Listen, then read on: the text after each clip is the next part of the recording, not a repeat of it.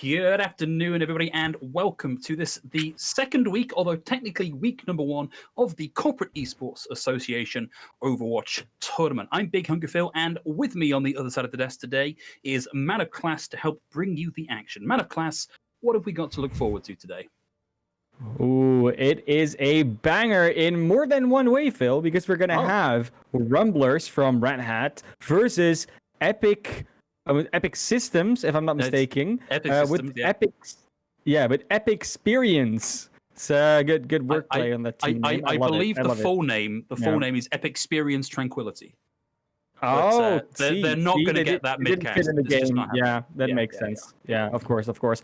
And you know what we got to look forward to today is that we're most likely not going to see full-on meta compositions. We're going to see teams play exactly what they want to play, and that's what you want to see. It's not about who hits the most shots. It's about who hits the most shots on the most awesome hero in the game that they like to play. And that's what Overwatch is, honestly. That's the most fun part of Overwatch. That's why you play quick play. That's why you play all these other game modes, because that's when you can just sort of do whatever and try and still get to the objective. So if you have tuned in last week, then we had two teams that were sort of fairly neck and neck, relatively high up the ladder, playing something that looked a little bit like the meta if you weren't wearing your glasses. Today, however, we've got the other end of the spectrum entirely. And Classy, do you know the one thing rarer than a top 500 player in Overwatch? A bottom 500 player? It's a 3-digit SR player in Overwatch. And we got a couple of those coming through today. So as you were hinting at, this is going to be all down to comfort picks rather than meta picks. And so, we don't often get to see Overwatch at this level. So I, for one, am excited to see exactly what chaos gets thrown our way. Yeah, and for me, it's going to be super fun because I'm normally like, I'm going to analyze what plays they make and what they're thinking. But honestly, all that time we're going to be looking at this, you're just going to be reveling in what joy they're having and what joy we're having looking at it. So while we're starting on Busan, going to be the mecha base, because why not? You have to start somewhere. And mecha base was indeed selected. Busan was selected. And I could tell you what we're normally going to see, but instead we're going to be talking about what these games have actually told us that they might be playing. So for instance, when we look at Epicsperience Tranquility, the players that are currently on the field, they're very likely to play something like a Reinhardt Hog Zarya composition when it comes to the tanks. And then with some Moira in it, Ana Lucio, something like that. Hopefully some Pharah, depending on who's playing right now. And it's really telling already that when you look at what they're selecting in spawn, is that they're exactly playing what they put on their team sheets. Exactly, they give us the information and they do it. They don't say this is what I would like to play, but the meta isn't suiting it, so I'm not doing it. They're just doing it. The thing for me that's interesting here is just how similar these two comps are. It's only when it comes to DPS that we get a little bit different. So both teams going for a brawl here, and I kind of feel like the Ash Junkrat has the advantage. So let's see how that works out for them. Early spam coming out from Bathing Soap, looking to catch Red Hat Rumblers as they come through. Good looking for the first pick now, and there it is. Amaterasu and Ransom both down, double quick time, and Bathing Soap's going to be 55% and climbing to the ultimate. Chiba's going to get one on the back end, but that's a fight very heavily going one direction. Yeah, that fight never really started in the first place. It was just a lot of damage flowing out, and straight away the picks fell. But now that we look at what's going to happen for the next one, obviously with this Junkrat, how are we going to get past this? You need a lot of shielding for that, or a lot of damage dodging, and the grenades are going to be deadly. And of course, they're going to burn through that shield nice and quick. It's a nice long charge here from Chiba. And Noisy's down early. Tycoon's able to get one here as well. So, two-player advantage already for Red Hat Runners on their way back through. But so far, it's a slow rotation to point, which is going to buy a little bit more time here to see some kills on the board as Baraka deals with Logomancer. Here's the rotation down onto the low ground, but expecting Eddie Ryan to be back in. Oh no, Chiba down. just as quickly as he tagged onto the point, and this was just too slow from Red Hat. Epicsperience definitely just didn't want to give up any control here. No, and I do like that what Ransom is doing on the Torbjorn. They're trying to not go directly into the fight. They're first trying to find an angle for their turret. Make sure that the turret's in a good spot. And then do some damage from range. And if someone comes close, that's when you use the overload, right? That's when you just say, Torbjorn, all rage and all right clicks. And the right clicks did get buffed, so there's a possibility. But unfortunately, not this time around. No, a little bit unfortunate there. Caught out whilst trying to regroup with the rest of the team. And now it's going to be down to Red Hat to just step back a little, regain their composure, and come at this as a unit. Oh, they're gonna try the same route again. Yeah. I don't think that's a bad idea. Yeah, you know the definition of madness, don't you, though, Classy? Trying the same thing over and over again. 2 ults thrown in. Bob to draw the attention. Woo! And the Riptire to do the damage. 2 on that one. We do get the shatter out there from Chiba. What a big one. Lots of people taking a nap after that one. But at 92% and not much left in the tank here for Red Hats, looking like we might see a very quick 1 point already gained here for Epic. You know what, to me, the most depressing part about this is, if you're Red Hat, that some of them actually didn't even get an ultimate online. But I think the same thing actually goes for some players on the side of Epicsperience, when they never got the ultimate online. Depressing is maybe the wrong word, but it's kind of, one of those things where, they didn't even get their ultimate online. The game was over so fast. Yeah, that's really unfortunate. And, you're looking here at Ransom, who... I don't want to sound like I am pouring any derision on at Ransom, because heck, we are here to have fun. But at 800 SR, you are likely to be struggling behind something like Bathing Soap, who's slightly higher up the ladder. So he's got a big task ahead of him, and not quite being up to the task is nothing to be ashamed of here. Let's see, as he swamps over onto the Junkrat, if he can make a better showing this time through. I hope we're going to see some mine jumps that are just going to land straight on Bathing Soap or Paraka. And just like from the sky, from the top row, the Junkrat jumps on them, dunks a mine, and just finishes off with a grenade. That would be a beautiful play. And Junkrat, it's a hero that's not very mechanically demanding at some time. So Ransom doesn't necessarily need that. They just need to get lucky maybe a bit. Baraka with the opening frag here, and the second that big ball of healing that is the Moira goes down, the rest of the team crumbles shortly after, and that's going to be Red Hat Rumblers given the body blow and worked off the point. Yeah, liking so far, still seeing the gameplay. You see the double hit scan versus the double projectile. There's just an interaction we don't see happening that often anymore, especially in the Junkrat Farah district. I don't know. It's cool to see this. And now they're switching over to the Mercy as well. Want to make sure that Tachyon gets all the opportunity to do damage with the Farah. And now on the Ashe, the damage boost. Yeah, I mean, they're still going to go in as a team, obviously. But there's going to be a flank going on. It's actually Chiba that was left alone in the center. And now the flank from Brutski. They're going like a Tracer.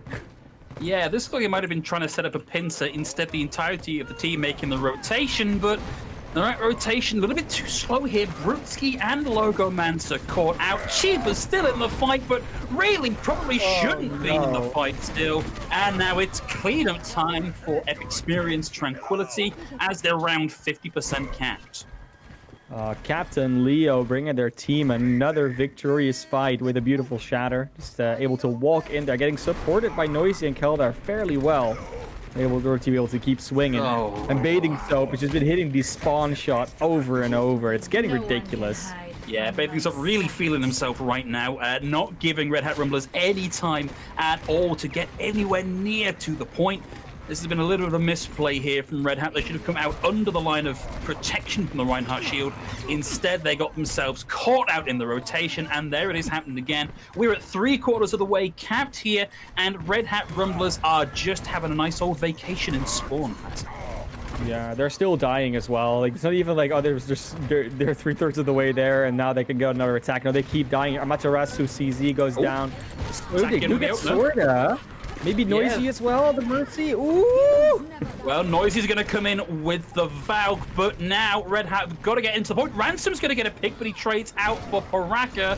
We'll get the contest going here as Ransom's brought back into the fight. This is looking possible here for a flip coming through, but Chiba's going to go down. The sound barrier is going to stop a lot of damage coming through. Ransom gets his ult online and finds Noisy with it. We'll see the contest coming through here as the grab is committed into the point by both Zarya's here, shattering over the top, and we see kills start to come through, and that is going to be it. And that was a pretty quick 2-0 on Busan for Epicsperience Tranquility there, class. They did look to be coming back a little bit there. I don't want to say anything, but maybe Epicsperience Tranquility got a little bit too big for their bridges. And then all of a sudden, Red Hat Rumblers are like, oh, you know what?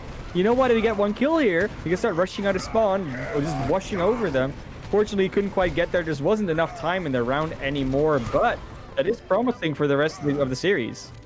It is. Let's hope that this was kind of a warm-up round here for Red Hat Rumblers, because as you some signs of life towards the end of that, some twitches of the synapse in the corpse of Red Hat Rumblers that hopefully signifies they'll be rising up off that table very shortly. And Classy, I kind of want to bring up, like, if you were to say to somebody, hey, we've got a team that is, let's call it 2.5k average SR, and one team in this matchup is about to get rolled.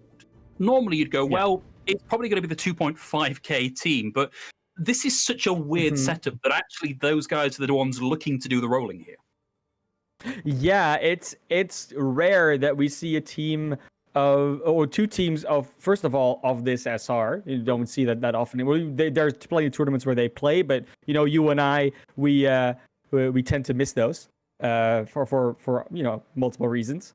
Classy, I thought for certain you were going to say that, you and I, Phil, we both played, top 500 level, and I was like, oh god, no, I can't put that line out. I wouldn't go there. No, but I'm saying that we see the gameplay plenty of times, not just in Overwatch League, but, from our own casting as well.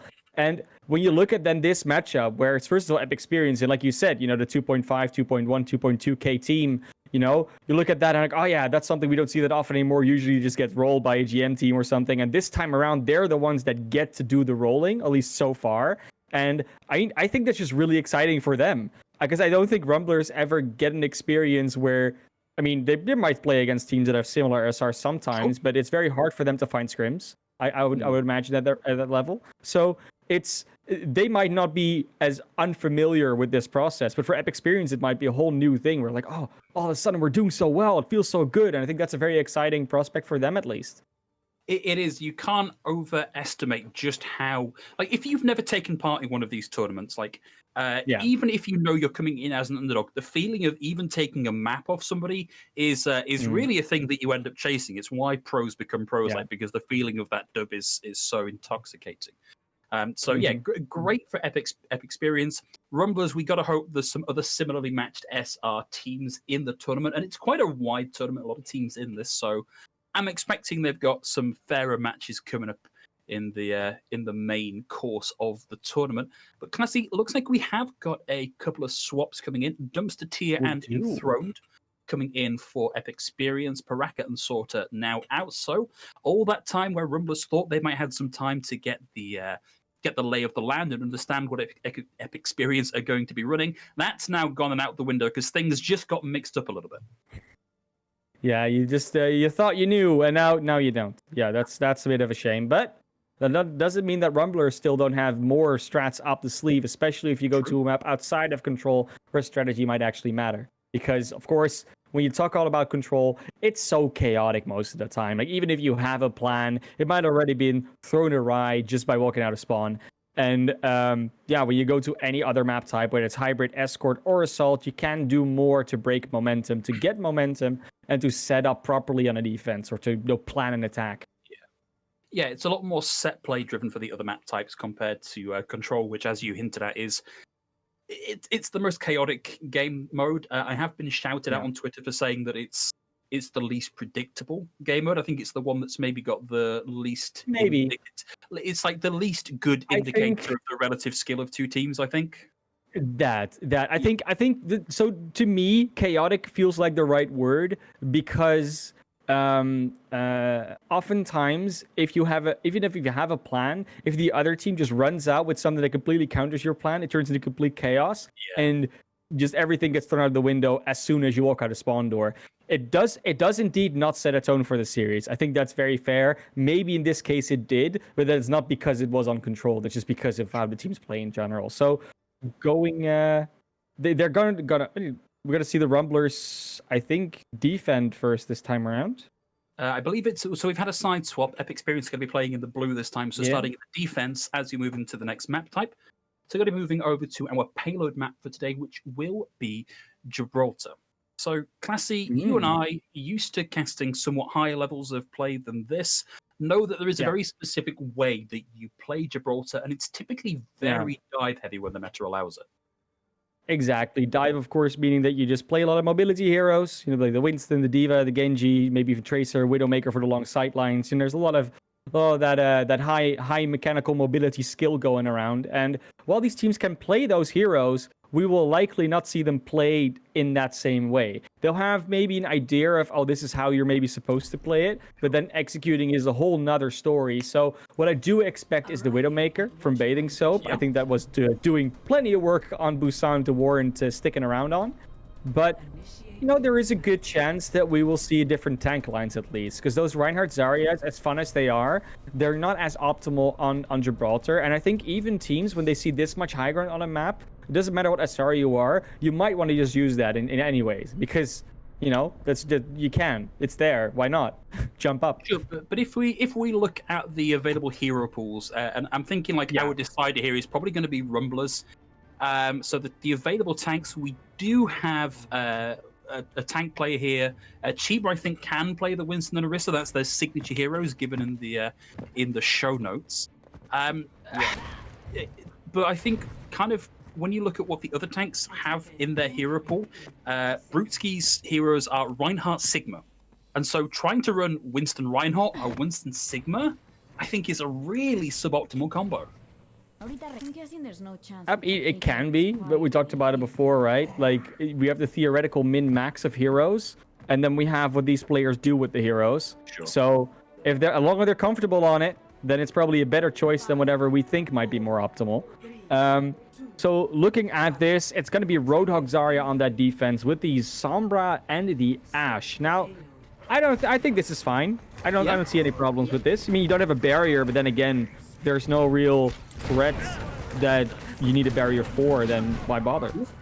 Well, there's the first pick. Logo Mensa down. And Epic Systems playing with this, let's call it Washington Justice-esque style. 2 picks already, but the card is still moving forward now. We will have Chiba looking to push that forward a little ways, but now he's toe-to-toe with the enemy Roadhog. Uses the Reform to get out, dodges the sleep, receives the hack. Just having a really bad day there, but nice pushback here with the charge connect onto Dumpster Tier. So, with the respawn advantage here for Red Hat, they're likely to be back in this fight way before Epic are. Yeah, it's cool to see the change-ups for the Rumblers, that they're saying, okay, so last time you played DPS, you played this, and now we're going to do differently. So Ransom's now on the Reinhardt, no longer on the DPS pick. Chiba on the Reaper instead. Yeah, a little bit of flexibility in this roster. You like to see it. There's the hack in the back line, straight onto Amaterasu CZ. Won't find the follow-up on that one. And an early bop coming through here from Bathing Soap. Nice charge away into the back, but as the hack comes through, it's going to leave a Ransom in the line of fire of Bob without a shield to play with. Bathing Soap just tattoos his name on the kill feed. That's some red hot gameplay right there. Oh, sorry, no. Red Hat. That's I didn't mean to, but that's just the late kill, and we have Chiba as well in the stairs hiding. They know Chiba is there. That's gonna get caught out. Oh, you hate to see it. For Red Hat is that Amaterasu CZ was actually hacked in the middle of the Valk and lost the ultimate entirely. Yeah, that's just unfortunate.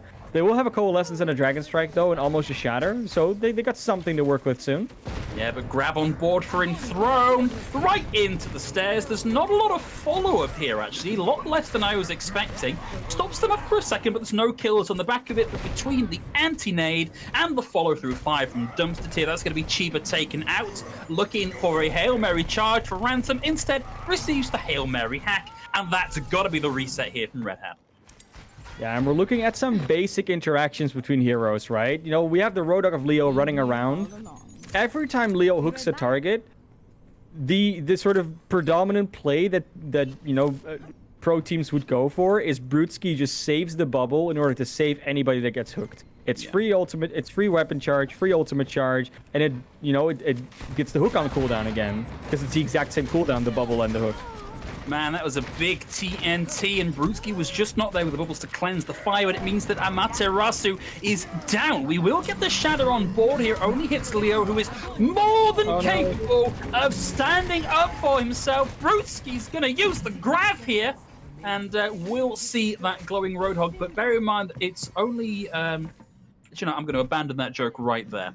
It's that's unfortunate. Big commitment there from Red Hat, and still a lot to play with here for Epic. It's good. Sometimes you just need to not stick them through. I've learned that lesson the hard way in the past. Right now, though, I mean, I'm already surprised this card's gotten this fast with the dominance that they've been showing on Epicsperience. I mean, look, this is just basic failure to communicate here.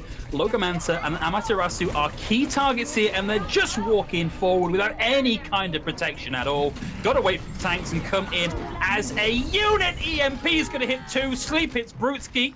Tachyon gets 1, but there's no way they can close the distance and do anything with those pigs, Classy. When we get there... 8 seconds left. left. I don't think so. I don't think they get it. I don't think they can get there at all. They have nothing mobility-wise. Brutski does swip to the Wrecking Ball, but it's way too late. Nah. Yeah. That's really unfortunate. This is looking to be a really quick round here. Epicsperience, Tranquility don't have far to move this at all. And I think, Classy, that first round was... you started to mention it was like almost everything that Epic had combos with something else on that team, whether that's the sleep, the hack, the hook, the bubbles, and what Red Hat were running just was comfort picks with no cohesion, is what it felt like.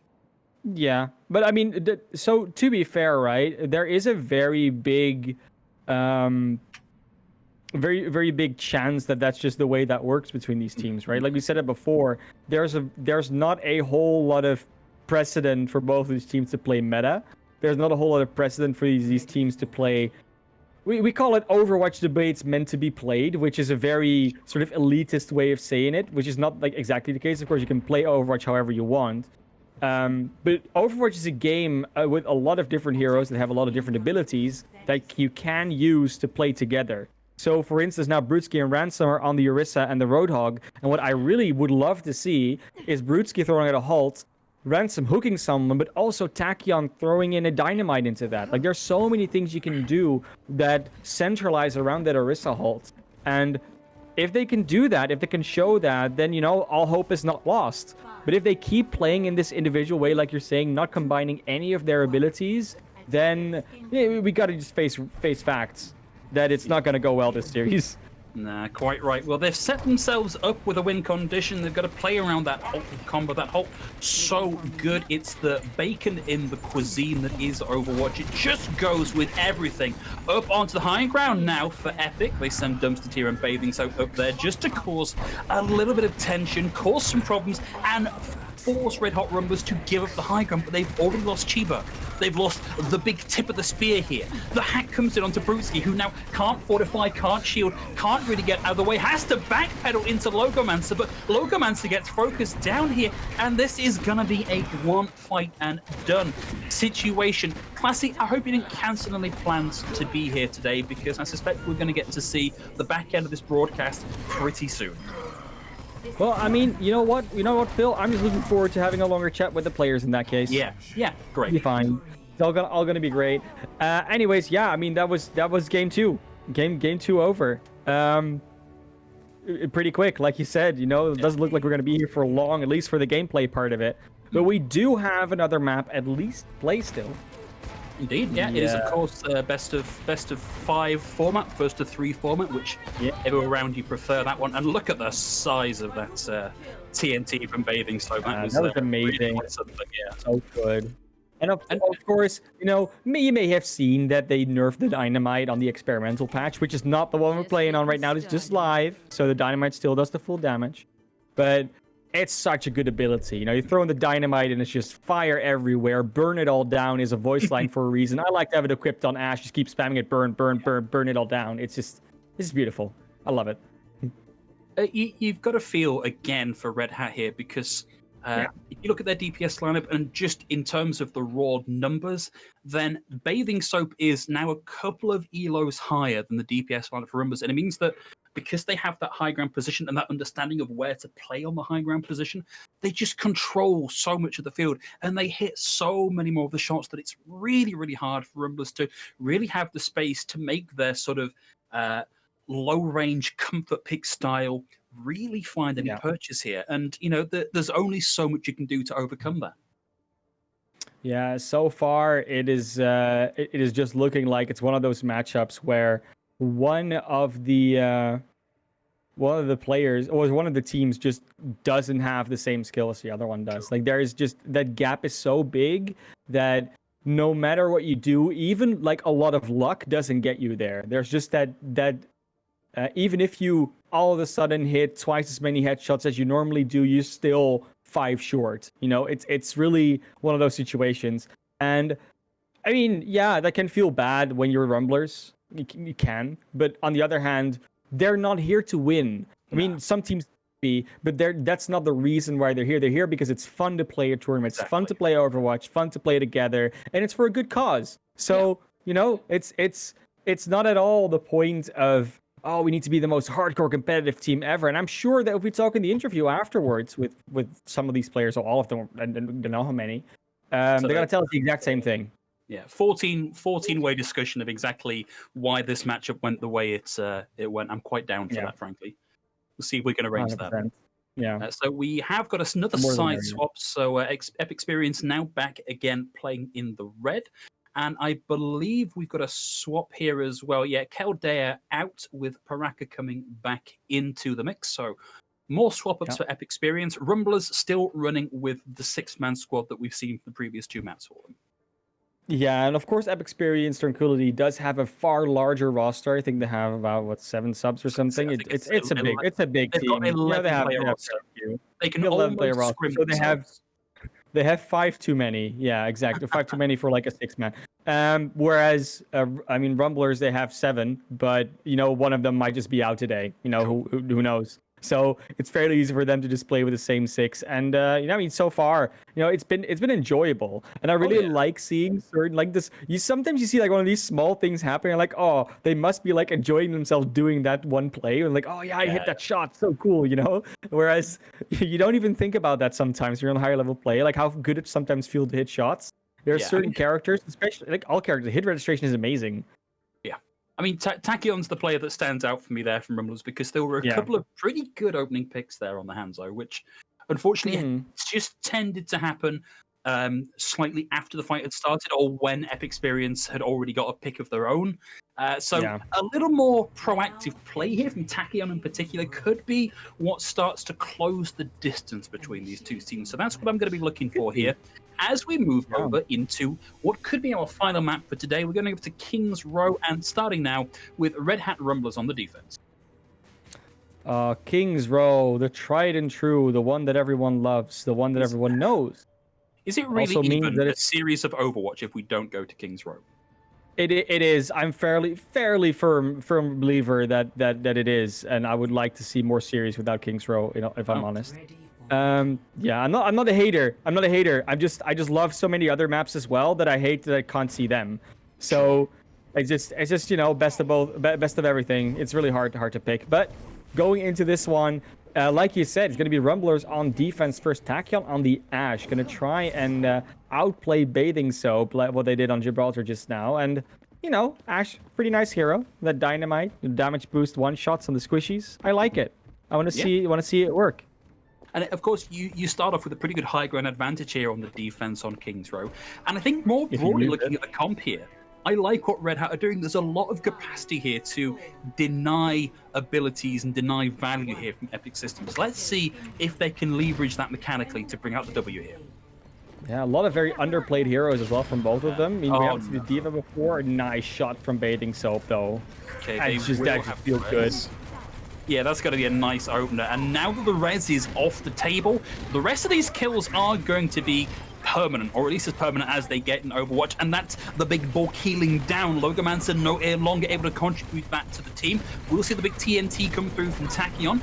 Will hit both Leo and Dumpster Fire, but it's not slowed their roll just yet. They start to move their way onto the point. There's a momentary back off here as Bathing Soap goes toe-to-toe with the DMech. Chiba over at the base of the statue. Will find the time for Logomancer to come back in, but they've lost their tank. Another leg of the table that you don't want pulled out from under you, but are still seeing a very slow push in here from Epic. They're looking to set something up. I don't know quite what they're waiting for, Classic. I mean, they're not in a hurry, of course. You know, they've already sped run the last two maps, but they do seem to start getting the kills here now. Was one kill back from Tachyon, so there is some potential to come back in. There is still time, but with these kills, looks to be Overfill. Man, they will throw a Bob onto the point, but with the orb of Discord sat on him, and with the hack, and with just the general focus fire going his way, that's going to be Bob removed. I would have really liked to have seen Tachyon hold onto that for this next fight. Yeah, that could have been a good re-engage tool, or like an engage tool after the arch, because the archway is such a good position to hold. Now they're already getting taken down. Leo just goes deep. Yeah, man, Chiba just magnetically drawn into the charging arms of the Reinhardt. Bathing Soap finds Ransom, and he gets raised back up. Amaterasu knocked down by that as well, and presumably Ransom and Logomancer not much longer left for this world themselves. Wow, Ransom is still in this, and he somehow gets out. Yeah, somehow, some way they managed to get that going. Right now, though, looking to see whether or not they can actually counter something, but Leo says no. Leo just says no. Catacombs out. Oh no! Brutski's ult interrupted, couldn't complete it. They were looking to set that up there for the frying pan into the fire combo of throwing out the molten core underneath it, but now with that elevator taken offline, they're not going to have much space. We'll see one pick come through as Ransom finds Leo. They surge forward under the coalescence of Logomancer, but now that's going to run down, and Leo gets raised back into the fight here. Payload inexorably moving its way forward. The self-destruct comes in over the back and finds Chiba. We'll see the molten core come through. Stuffs up the choke, but that is it. Died in the middle of the ults. Yeah, right now what's happening is just what's called staggering. You're just not able to regroup. Rumblers, they didn't even get back to spawn. Like these two players might also still die before everyone is back. Doesn't look like it. There's actually some relief here. Yeah, that Sigma ult was tragic though. The Brutski really just couldn't get that off. Yeah. Okay, some more good tools on the way though. We will have the Valkyrie, we will have the self-destruct. A good self-destruct from Chiba could massively implement a defense, but that is a 5-man EMP with a transcendence over the top from Baraka, meaning that they can just go to town without worrying about any deaths at all. Not a lot of value out of that EMP. No kills on the back of it, certainly. It's going to be on to Bathing Soap with a manual fire to try and make that work. Tachion's going to go down, gets his Bob off, and gets raised back in, and it's Ransom with the turret kill that deals with Leo. But every time there's a pick here, it's just raised back in by Sorter. Red Hat Rumblers need to up the tempo. Yeah, they really need to start getting some more kills in a short amount of time, but it's not happening. Self-destruct, maybe. And Reinhardt is away from the rest of the team, and it will stop Sorter coming back into the fight. We'll see the Flux come off this time, and it secures the DMech onto Noisy, but it's a 2v2, and one of those two is a shield, the other one has the hack off cooldown. And as Brutski goes down and Ransom looks to tag back into burn time off the clock, we'll see him get the kill. And honestly, it's been Ransom that's been getting the kills here onto Leo. Leo is not giving Ransom the respect he deserves because he keeps fighting these frags. If he can buy some time to get back onto the car, it's going to have the molten core to really stop the defense coming back, stop the offense coming back in a meaningful way. There's the turret, there's the goo, nice coverage, but the EMP is out. The coverage is not going to be enough, but this is a significant amount of time burnt off the clock by Red Hat on the defense, and now the payload just over a meter left to go, and Epic Systems are fighting tooth and nail for it. I like how that Torbjorn Reinhardt just interaction is so lore accurate. It's just because Torbjorn is like Reinhardt is like, oh, I had to save Torbjorn. His arm got blown off. He probably doesn't do much. It's fine. But then Torbjorn's like, nah, with one arm I do more than you do with two. It's amazing. I love it. It's yeah, lore And references, guys. Read the lore. little, just the little references, yeah. Yeah, but I think that's going to be a Fight real job, by the way. high watermark here for Ransom. Like, if you're coming into this looking to have fun, just looking to do your absolute best, then this has been a really good round for Ransom. He's generated those molten cores pretty quickly, and he's been getting key frags. But looks like we might be seeing something a little bit different here on the offense. But let's Classy not fall into the trap of speculating on the weird comps in Spawn. Instead, look at what we've got on the defense. Exactly. Leo once again on the Reinhardt dumpster tier. Now running out on the Sombra, Noisy on the Diva, Paraka and Sorda on that Zenyatta, and that Mercy support line. Not a lot of healing, but a lot of damage boost and burst. And Bathing Soap is still in spawn. Looks like to eventually go for the Ashe. I don't think they can make it back on any other hero if they still want to swap back. So that's going to be the defensive setup. Yeah. I mean, again, there's a lot of combo potential. Looks good. Looks sorted, but there isn't a lot of healing, so they do need to be a bit careful. Yeah. Come on, Ransom. Impress me. Show me this opening frag with the Widowmaker. Playing on the low ground for now, so struggling a little bit to get into a position to really leverage the height control you need to find that opening pick. In fact, playing permanently down on the low ground here is not a good look for Ransom, but he's finding body shots, he's generating ult charge. Chiba gets demexed and then summarily dealt with and sent back to spawn, and quite rightly, Red Hat Rumblers, they back around the corner to not take any splash damage. Oh, there we go! Big one from Ransom as Bathing Soap gets his head taken off at the shoulders. Rez comes back through, and Paraka with the answering Snipe Yatta. Yeah, very nicely done so far. It's the defense that we expect, so to speak. They're not really even losing that much health. I think that's the thing you gotta look for, right? So you look at Paraka and Sorda. Mercy does a decent amount of healings, and Yada does a little bit of healing. But if you see big bursts going around, you mean they're not gonna be healed up that quickly. So the health bars of Epicsperience Tranquility, that's what I'm looking at. Like, how much do they actually go down? Because that shows you how many shots are actually being hit by the other side, how much damage is being done. And so far, they don't really go down that much. Ransom just face tanked that fire strike, and we'll see Tachyon get the answering pick. So it's a 5v5 with a heavy attacker's advantage here on the respawn. If Red Hat Rumblers press the advantage here and look for a second kill, they're in a great position to get this done. But unfortunately, we see Brewski and Logomancer just get stuffed up in the choke of the Outerworth Hotel and evicted for the evening. We'll see Tachyon now on the point, looking to keep the contest going, but he's surrounded on all sides. A lot of damage comes his way. Coalescence is not going to be able to keep Chiba alive through that. Shatter out hits Amaterasu, and that's going to be another hold here for Epicsperience Tranquility. Yeah, it really is so far. I mean, they did lose like a member here and there. There's definitely a chance to have more of a numbers advantage re-engage. As I said, of course, Dumpster Tier gets rezzed. But yeah, Dumpster Tier has been going down a fair few times. So there are chances, there are openings. And with these ultimates that they've got coming up, especially that self-destruct, we keep mentioning it, could be a good tool. Yeah, they've just got to make sure that the rest of Epic systems are significantly spread out, or that they work down the shield so that there's no real room to defend against it. Early bubble from Brutski forced out and then deleted. Won't have it to protect anybody from the self-destruct. Tachyon, Logomancer, Amaterasu, CZ, all down, and we are looking at our approach in that final minute mark. Remember what I said with self-destruct is actually a pretty good tool to open things up. It's also a really good tool to shut down fights. True. Very true. Because you know exactly what happened there, unfortunately. This is kind of rough for Chiba as well. He didn't really get the option to throw himself off a cliff to get a mech back. Instead, he's just trying to do this with primary fire into a Reinhardt shield. This is all time that you could have been working people down in the Diva instead. Still, a couple of tools available. If Brutzi can make some space here with the Primal Rage, that might be a good opener. No, we'll almost have the mech back. Still not quite. Logomancer goes down instead. Oh, this is brutal. Yeah, they're now down to nearly 30 seconds remaining. They're closing in on having 5 ults available. Ransom's made the swap over to the Doomfist.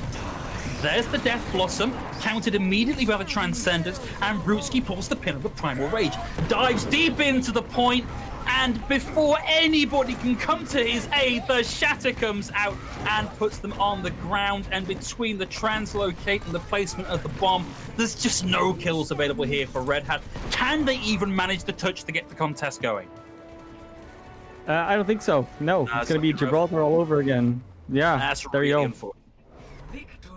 Epicsperience Tranquility. Yeah, I mean they did definitely Epicsperience Tranquility there, the Rumblers.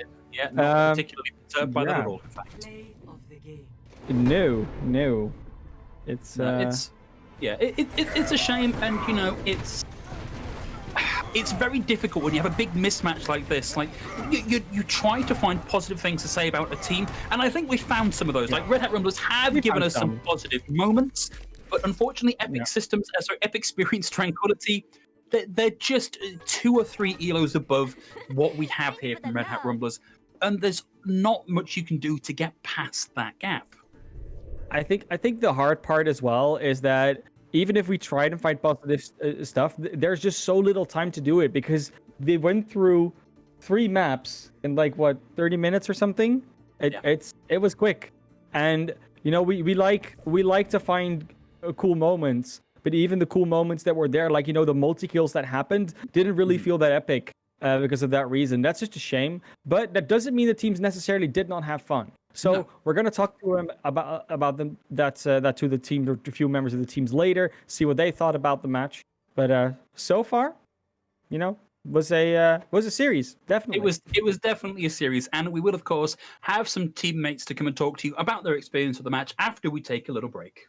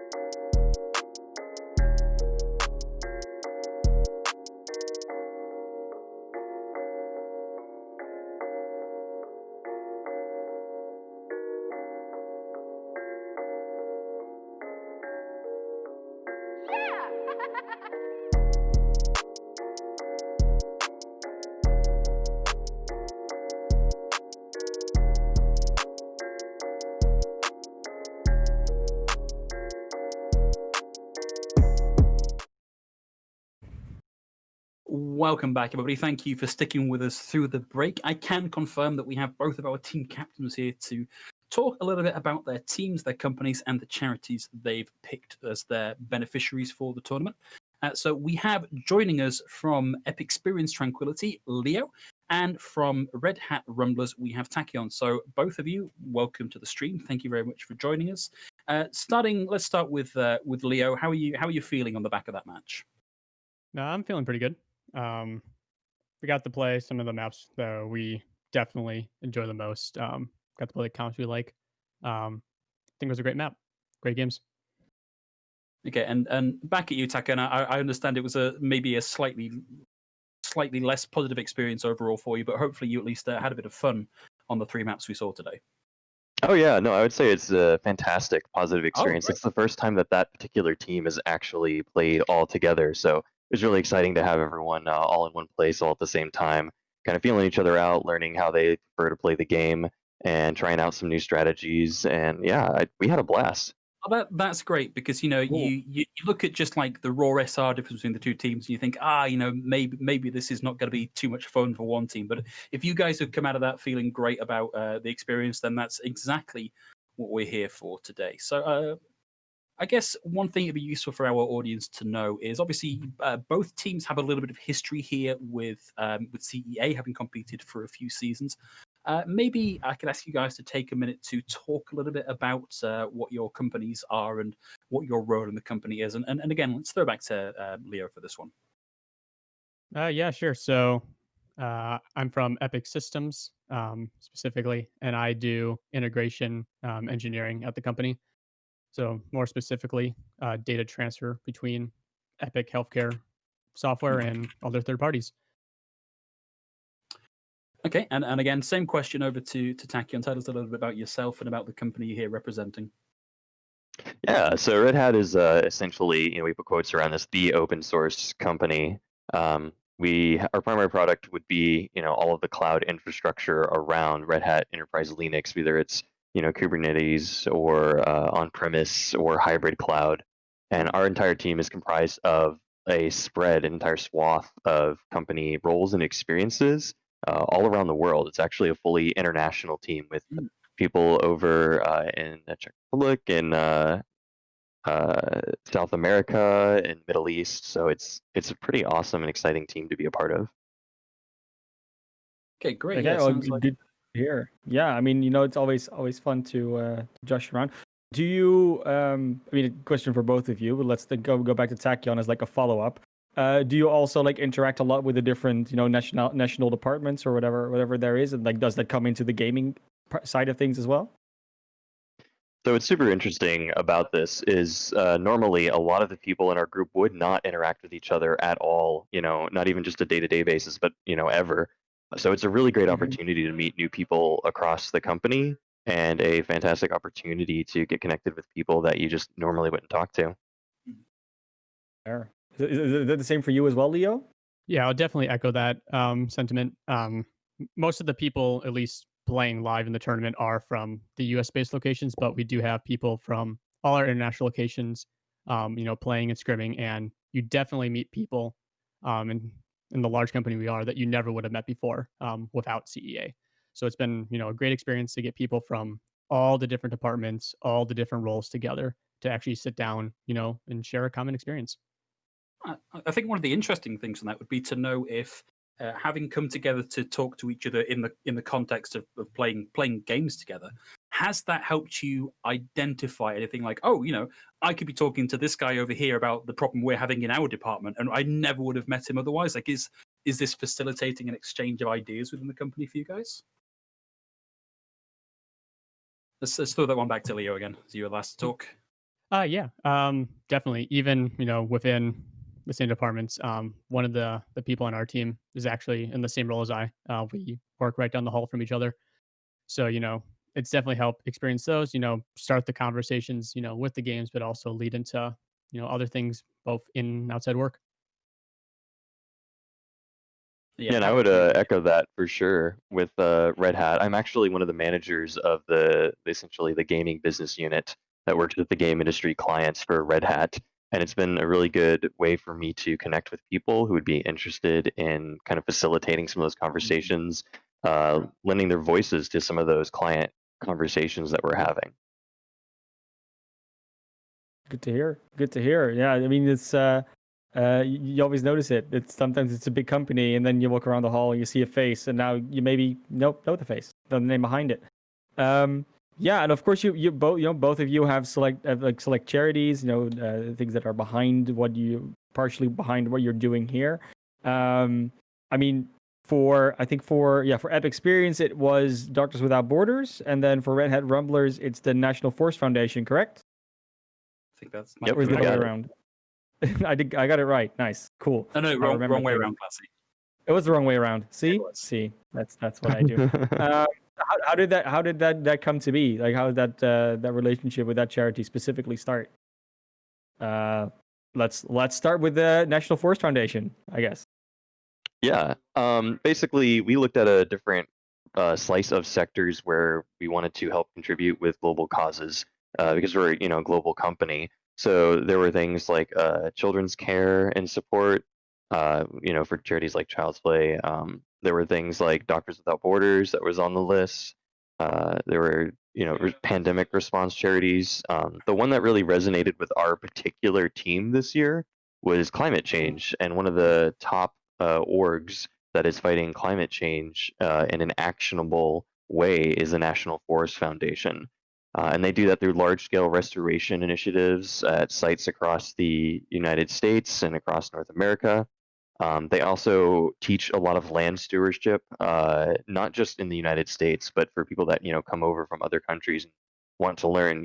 Hey, how do we do land stewardship? How do we take care of forests? How do we utilize all the knowledge that's been collected through the arborists and the state-led programs in the United States.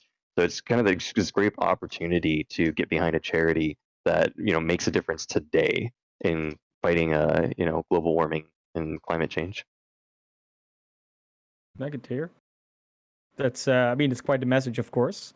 So yeah, I hope that that brings more fruit and that they keep doing the good work. And of course, now hopefully more of you are informed about it. And the same goes, of course, with Doctors Without Borders. It's a charity I'm personally more familiar with, and maybe other people are as well. But is there like a particular reason why that was the one you connected with? Yeah, so for Doctors Without Borders, one of the main connections is with Epic being a healthcare software company, being able to support some sort of humanitarian that, a lot of people think of in, the sort of the healthcare realm of things, mostly with the medical care aspect. But having to be able to support, such a great organization that goes into those tougher situations when no one else will is definitely something that we can get behind. Is definitely something that fits our company very well. It's really Okay. interesting to learn like why you've made these selections. Thank you very much for giving us that insight. So to bring it back to the tournament level for a second, because obviously the payout is for the prize pool of the tournaments. Why we're all here today. What are your aims for the tournament? Like, are you here grinding to get to the top? Are you here to have fun? Are you here to improve? Like, what would be a good outcome for you over the course of this tournament? And whoever wants to speak first can tackle that one first. Yeah, I can start. So for our team specifically, there's always, taking it all and winning the prize for charity. But a lot of what we aim to do as a team is just improve on what we did last year. And for the past 2 seasons, we've done that. Both and in the tournament itself, getting a higher seed, getting far in the playoffs, but also just as a group, connecting more, learning more about each other, stuff like that. So just trying to grow that group dynamic, especially since we have the same group of people for the third season in a row, essentially. It's definitely something we look forward to. Yeah, it's been absolutely interesting as part of Red Hat. The first couple of years that we were part of the CEA organization, we fielded a team essentially that was all GM players, people who had participated in esports previously, right? And so we had that kind of like breadth of experience in the game and kind of had that like top tier teamwork. And so, that focus had been for sure, having that competitive edge and kind of bringing to the table that high level of skill. And we've had 2 new teams now since, and so the focus has absolutely shifted from that kind of like high skill level competitive focus to more of a teamwork, team building type atmosphere. And it's been fun to persist with the team. I think I'm the only person that's actually been on each iteration of Red Hat's team through the years. So it's been really cool to see that kind of culture shift and goals and aims shift as time has gone on. Yeah, I guess I have a slightly related question here. Like a lot of the teams that are involved in this tournament seem very tech heavy, like talking about distributing products over Linux or managing healthcare databases and software. Like, do you feel like there's any pressure as a tech company, as guys that spend a lot of time working with computers, to be performing as like the stereotype of what you'd expect someone who works with computers all day to be when it comes to something like this, or are you more relaxed about it? Absolutely not. I mean, most of my friends are game developers. I work very closely with the game industry on a day-to-day basis, and I can tell you, none of them know how to play video games. They may make them, right? But but none of them are good enough, and that's absolutely fine, right? It's a completely Sure. different skill set, so that's fairly normal to be like, oh yeah, I made this game and I'm trash at it, and that's it's fun, right? Yeah, and it's going to be the same over here. Even though we're a software company, we have a lot of people who, aren't software developers and do more of that support aspect. So Mm. it's definitely more, not to the stereotypical end, but there's a little bit of that in the background that we try to write off of. That's a really interesting perspective. Thank you. Yeah, the one thing I always like to know, you don't have to answer it, maybe you don't have an answer for it. Is there anyone who's like, the proper team clown, one that always, even if something goes wrong, that just makes the joke that gets everyone back on? Whoever wants to take it first. Oh, do we only have to pick one? I mean, you can pick You can, multiple. Yeah, it's relatively open. Maybe there's one, maybe everyone. It's possible. For Epic, we have you saw a glimpse of him playing our classic sniper DPS bathing soap. Always a blast to have. Always cracking the best jokes in the voice chats while we play. It's always a pleasure to have him on. It's definitely would not be the same without him. Good to hear. Yeah, I would say with Red Hat again, since this was the first time that that particular team had actually played together, they're not, they're still kind of feeling each other out, still kind of learning, who's who in the group. So I wouldn't say we're quite there yet, but usually my role is kind of the team captain. I've never been the person to coach the team. It's usually someone else who has more experience and more time in the game. But as captain, it's kind of my role to focus on positivity, and be like, hey guys, we're here for the banter. We're here for the smack talk. So bring that to Yeah. the table. Cool. It How looks to me like PG is your voice chat? Is that a good question to ask? How PG the voice chat is? I don't know. Yeah, I would say ours is, generally suitable for Twitch audiences. We're actually pretty well known for being the open company. And so typically we stream all of our practices, our review sessions, Oh wow. kind of that open source spirit, which totally has, bitten us in the foot a couple of times with other teams studying up on our training. But that's kind of the point of being an open company, right? Is, inviting people to join in those conversations. Exactly. Good to see that you keep that going in the gameplay as well then. And Leo, you guys any is it streamable basically? Yeah, it's definitely streamable. We have a few people who will usually stream Okay. practices and matches. A lot of our banter is more just the witty, jabby sort of banter. So it's always fun to have. Yeah. Good, The that's what wholesome we like stuff. to hear. I like it. But guys, it looks to me like we are coming up to the end of our interview block. But before I let you go, I just want to give you both an opportunity to give a shout out to anybody that may be watching, or anybody that you think deserves a little bit of additional praise from your company, from your environment, from your family, whatever you feel appropriate here. We'll go with Leo as he's currently unmuted. Yeah, so I'll probably just be a little generic. I'd just like to shout out our entire team. I've been captaining them, from the very beginning, from when I started working at the company, and they've definitely helped make my experience both in Overwatch and the company great. And they're all watching this, so I just want to say thank you and shout them out for being such a great group of people to play with.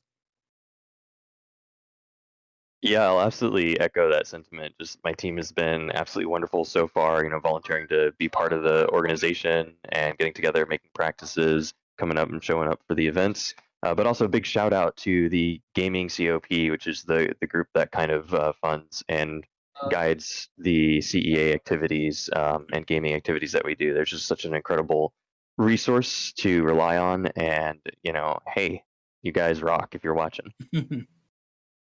Right. Well, Leo, Tachyon, thank you both very much for joining us here today. It's been really interesting to hear a little bit more about the teams and not just focus on what happened in the match, because we can let the gameplay speak for itself. Unfortunately, for everybody else watching, that is going to be the end of today's broadcast. Hope you've enjoyed watching that as much as we've enjoyed bringing it to you. And from myself, from ManofClass, and from everybody here behind the scenes, bringing the broadcast here to you today, thank you very much for watching, and we'll see you again next week. So I work at Amazon. I'm actually part of the Ops Tech IT team, which is just like operations IT. Aside from that, I just pretty much game. I'm at home with my fiance and 4 cats and taking care of our newborn son. We are here today for the Corporate Esports Association Overwatch 2020 Spring Playoffs. It is going to be a spectacular day. After most of it only does get one as the Blizzard comes out on the backside. T also going to find the Deadeye onto Specs on the high ground. Google has to press on the pedal to try and touch this point. And they're not! Oh, it comes up short. Amazon Fire Force will be able to take Volskaya Industries. CEA to me is like an organization that pulls together a lot of these like top companies around the world. I think it's like a great team building function, and then also it's for a great cause. It's for charity. And since 2 members showed up in the top lane, they're immediately going to go for the dive in the mid lane with the damage onto Pandora. They're going to be able to pick up the kill. Twice over for Apocalypse. Everyone else is going to be running for the hills. Nobody wants to be able to join in this fight. With the minions there, the Baron's still on everybody. This is going to be the grand finals for Team Amazon stock dip. They've got the money, $5,000.